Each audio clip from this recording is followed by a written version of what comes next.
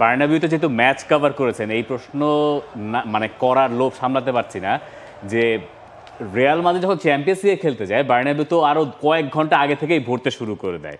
Copa দেলের match ছিল, আপনিও একটা ওইখানে মোটামুটি একটা প্রত্যাবর্তনই দেখেছেন যে ম্যাচটা আপনি কভার করেছেন। বার্নাবিউর অ্যাটমসফিয়ার আসলে মানে কীরকম ইম্প্যাক্ট ফেলে, আপনার তো নিজের চোখে দেখা।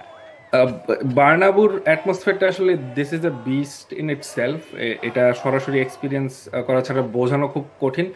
এই স্টেডিয়ামটা আসলে একটা বিস্টের মতো মুভ করে যখন রিয়াল মাদ্রিদের একটা গোল প্রয়োজন হয়, এবং এটা আসলে রিয়েল লাইফে স্টেডিয়ামের ভিতর প্রেস বক্সে বসে থেকে এক্সপিরিয়েন্স করাটা আমার জীবনের অন্যতম সেরা অভিজ্ঞতাগুলোর মধ্যে একটা ছিল। ওয়ালটন আবারও মিলিনিয়ার অফারে ওয়ালটন ফ্রিজ কিনে আপনিও হয়ে যেতে পারেন মিলিয়নিয়ার। কোপা ডেল রের ম্যাচ হলেও রিয়াল সোসিয়েদাদও একটা বড় দল, এবং কোপা ডেল রের সেমিফাইনাল ছিল, এবং রিয়াল মাদ্রিদ রিয়াল মাদ্রিদ একটা সময় আসলে পিছিয়েও গিয়েছিল সেই টাইতে। সেখান থেকে তারা যেভাবে ফিরে এসেছে, তখন আসলে দর্শক যথেষ্ট সমর্থন করে। The stadium is extremely loud. ওইটা আমরা আসলে স্ক্রিনে বুঝতে পারি না। যখন কমনত ব্যাকেরের ওই সঙ্গীতটা যখন ওঠে দর্শকদের মধ্য থেকে, বা গোল হওয়ার পর যখন যেই প্লেয়ার গোল দেয় তার নামের প্রথম অংশটা স্টেডিয়াম অ্যানাউন্সার নেন এবং পরের অংশটা দর্শকরা সবাই একসাথে নেন, ওই সময়গুলোতে this stadium is extremely loud.